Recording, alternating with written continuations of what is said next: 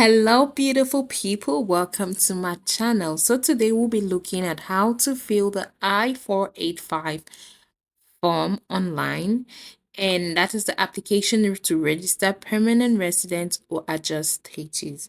I'm gonna walk you guys through everything you need to know about filling this form and exactly how to fill it correctly without making any mistakes.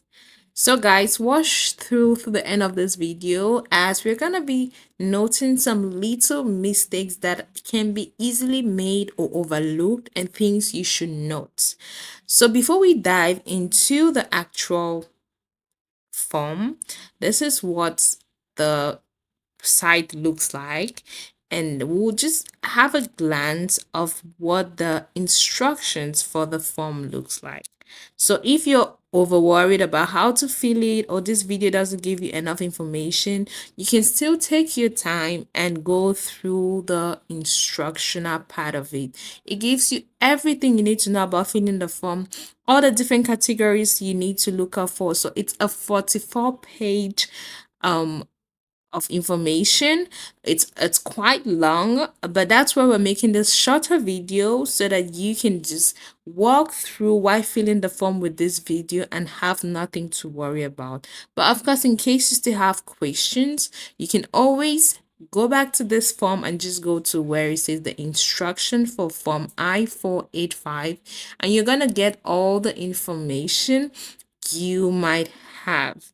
And if still after watching this video you still have questions, you can leave a comment below with a question, or you can reach me directly. I always advise, if you get a membership, you're able to be answered, you have priority answers. Like, I will reach out to you first because automatically it shifts all those questions first before any other question I receive. So I really advise you get your membership, and it also goes a long way to help this channel grow. So I really appreciate the support and love, and please let's not forget to share and like this video.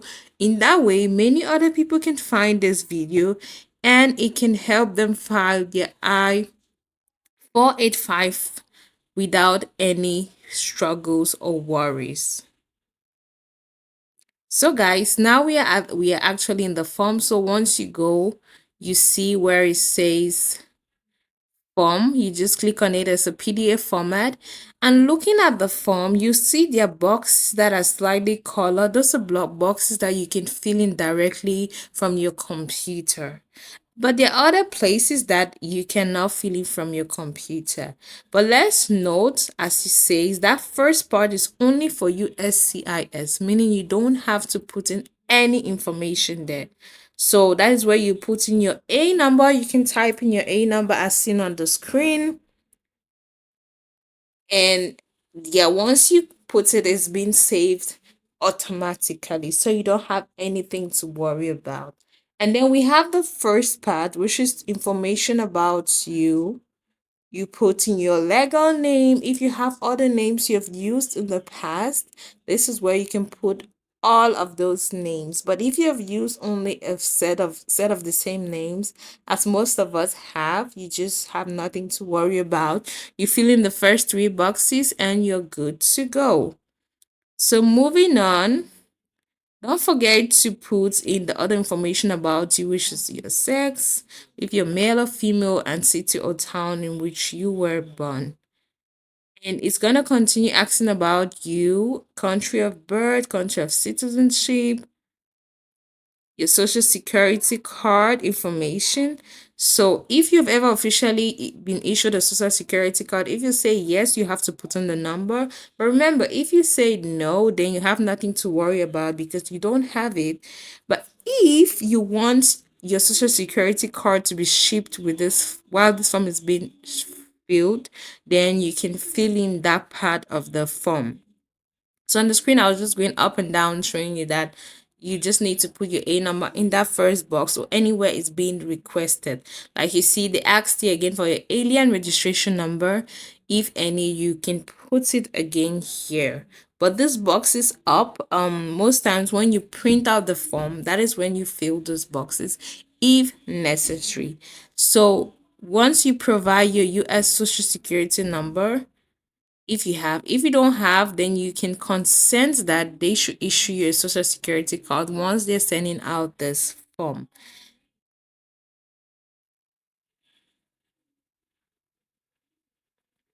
So then, once you fill out all that information, guys, please dedicate time to read every part of it. But the simple trick is most times when you say no to an answer or to a question, sorry, it means you don't have to fill anything following like in that section. It probably does not apply to you, but please read everything detailedly. Let's don't rush over it. Dedicate at least 2 hours when you want to fill in your form so you don't make any mistakes. And if you have any questions, make sure you go back to the instructions form, you read it, make sure you ask people who have done it before. Just make sure you fill it correctly. Guys, this is your permanent residence status we are talking about, so it's no joke. So I really urge you to take your time when filling it. They're gonna go ahead to ask you if you've had recent immigration history. So if you have not had anything, you don't have anything to write. But if you've had, then you fill in the information, your mailing address where you live in the US. So you're done with all of that. You go down to the next, where we have application type or filing category, information about you. So, guys, you have to read through all the different application types from family based, employment based, special immigration, asylum or refugee, human trafficking victim or crime, special programs based on certain category, public laws, and additional options. So everyone in the US falls in one of these categories. If you're not very sure about the category you fall in, go back to the instructions or read through each category detailing and you're definitely going to find where you fall, right? So family based, immediate relative of a US citizen from II-30. If it's employment based, if you're doing on a special immigrant, if you're an asylum, if you have an asylum status, like you have from I-589 or from I-730. So just check for wherever your status falls. So this other questions on the other side helps you to also know your status. So you're gonna be asking you when you last arrived the US, which where do you fall, right? Were you admitted through parole or how were you admitted in the US? So once you feel that, go through all plus the additional options and make sure you click the correct option where you fit where you stand. Then we also have immigration about your immigrant category. If you are the principal applicant, provide the following information. If you are what the principal applicant, if you're the derivative applicant, so if you're the spouse or unmarried child under 21 years of age of a principal applicant, provide the following information for the principal applicant. If it's the principal applicant, you provide this. But you only have this if you have an underlying petition. If you don't have an underlying petition, you will not have the information. So don't be worried if you see something and you don't know anything about it. It's because you don't have it. That's why most times when you say if any, it means if you have it, okay, fine. If you don't have it, okay, they know many people don't have it. So don't worry yourself. Don't be worried, oh, I don't have this information. No, because it's if any, it's optional. If you have it, it's important to fill it. If you don't have to worry about it. So you fill out that information and then you go to the next part of it, which is your address history, where you have lived, where you have resided in the during the past 5 years. So they give you enough space to put that. If you have lived in 5 places, you can put all of that. And most times in part 14 of this form, we have the section where you can put your additional information. So don't be worried if all of your information cannot fit in one place. Okay? So once you put all of that good information, you just make sure you put in all of where you have lived in the past years. Now we go to information about your parents. So make sure you have like your parents' birth certificate, or you can get their actual legal name, their middle name, where they were born, and the country where they were born in. So you need your parents' information before filling this form. And going through this video not only helps you fill the form, but helps you know the documents you have to have handy, or the information you need before actually going ahead to start filling this form. So they'll assume you have two parents, mother, father. So you put in their information here. You continue to information about your children. So you have to indicate the total number of people, living children, so including adult sons and daughters that you have. And let's note the term children includes all biological or legally adopted children, as well as current stepchildren of any age. So, whether born in the United States or other countries, married or unmarried, living with you or elsewhere, and includes any missing children and those born to you outside of marriage. Guys, please notice any child. So don't just think this is your biological children. You have to add the information there. And if you've legally adopted the child. So we have now the general eligibility and inadmissibility grounds. So guys, here the first we're gonna ask you to complete the item below. If you need extra space, you can always check out part 4 for additional information.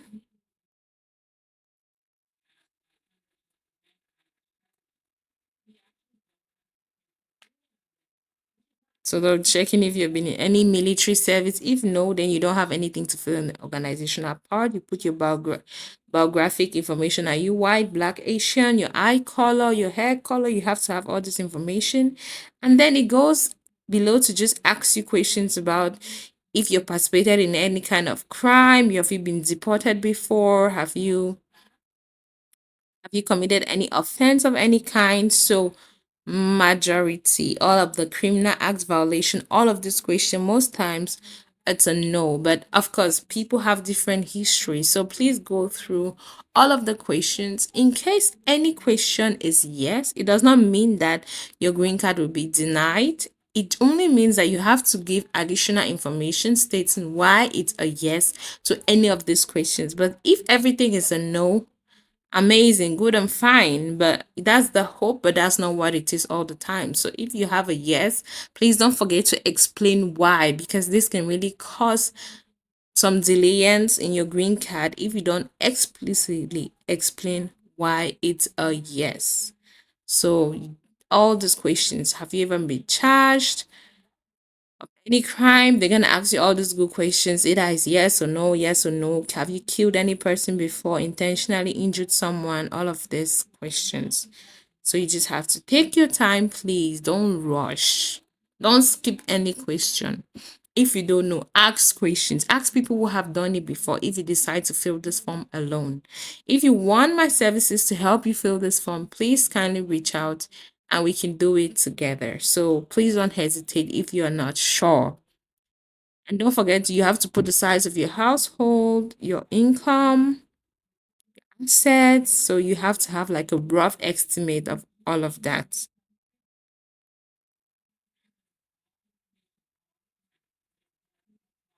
And then they're going to ask you still to identify the total value of your household liabilities, including both secured and unsecured liabilities. It's like, yeah, you have to have this information handy. You had any illegal entries or other immigration violations? These are still questions in terms of conduct and how you've been behaving. If you've committed any crime, it's just questions to find out. They hope everything is clear. It's similar to the questions they ask when you're applying for I think is it TPS.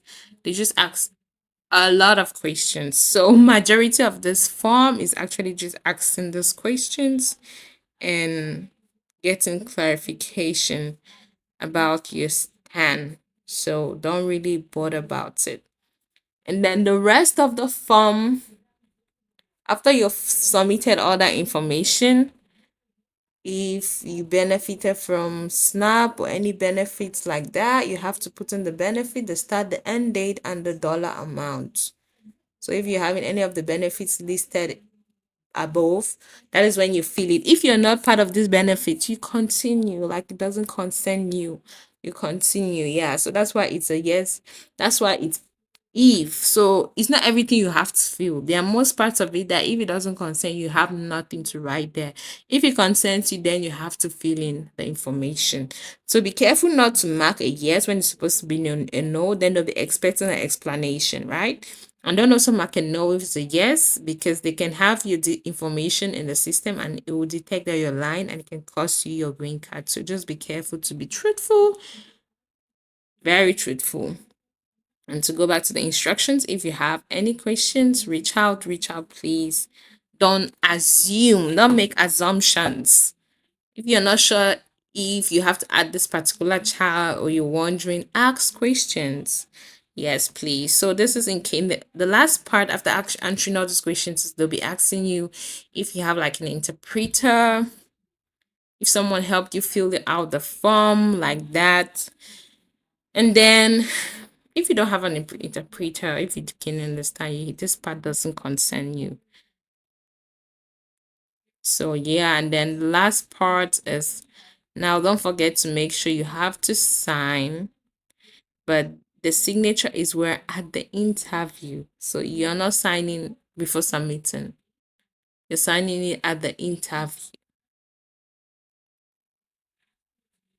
So whoever prepared it, if you're the one who prepared it, you have to put your mailing address, attesting to the statements, and you're not an attorney or you're an attorney, whichever works for you, your information, your full name, and that's it. It's different from the part that you're signing at the interview. The part you're signing at the interview, you're not touching it till the day of the interview. And then you can go ahead to fill in the additional information section, which is part 14. Here you're putting all this information. So you just need to specify the section above that you're talking about, and then you add in all those informations that you did not have enough space to fill it in. You put all that good information here and you can write directly from your computer, so no need to worry. And your form is done. And that additional section is the last part of the form. So make sure that when you're filling it, you're taking notes of those things that you want to put in the additional section. You're making notes of the section that you want to include, because they need to know where that information is coming from, which question number are you giving additional information for. So just make notes so you don't have to scroll up and down. Have your pen and paper ready, have all your documents ready, so you just keep filling it, and then you have to print out the form and send it to, according to where you're located. You check out the mailing address where you have to send it to, and you're good to go. So that is basically what the form looks like. You have to print it out. So you're not submitting it online, like maybe your work permit or something. You have to print this out. And then in a minute, guys, if you have any question, don't forget to ask. Please feel free. We're here to help each other. And you see, when you go to the platform, there's the thing that says you need help, ask Emma. Don't be scared to ask Emma. Emma is always there to answer your questions. If she doesn't know, then she's gonna tell you what next to do.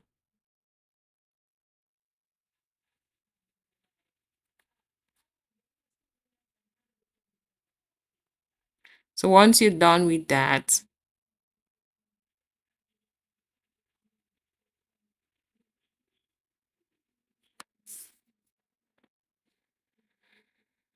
please stay to the end of the video, because I'm going to show you how to calculate the fee. So this form is not for free. It's not $0. But depending on your status, you have a fee to pay. And at the end of this video, I'm going to be showing you how to calculate the fee that you have to pay.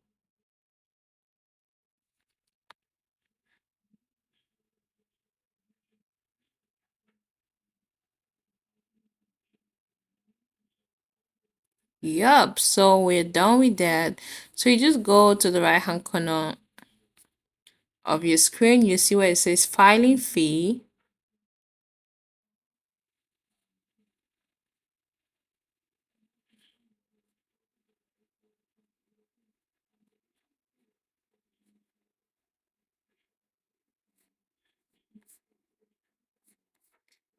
So you see the breakdown of all the fees you have to pay, but now we use the calculator. Go to the fee calculator to find out exactly if probably the list there does not show you what you're looking for, then you can calculate. You select the form, then you submit. It's going to ask you to provide the age at the time USCIS receives your application. You put in your age. That's the time that by the time you're submitting it or you're planning to mail it, how old will you be? And then your eligibility basis, you choose the one that applies to you, and then you calculate. It's going to tell you exactly how much you're going to be paying. So I just thought this extra information is going to be helpful just in case you have like a special case and you cannot find your name on